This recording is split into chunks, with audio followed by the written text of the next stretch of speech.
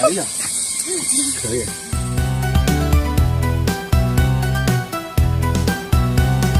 Habis mari ikut syuk.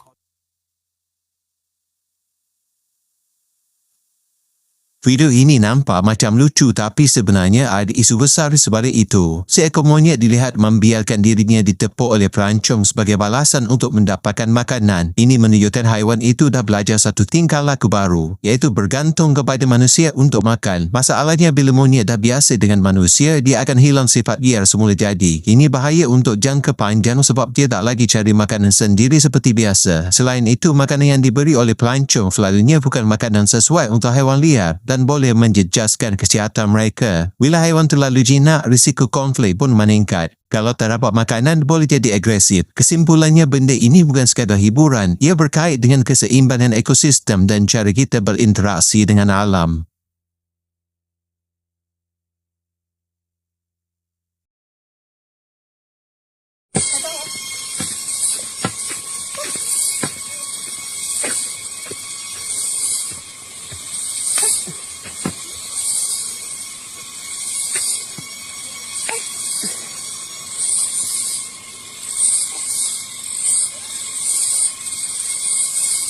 Tolak.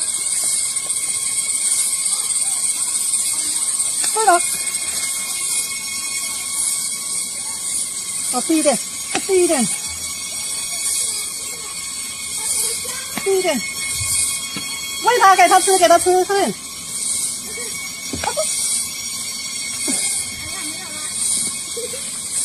哎呀，可以。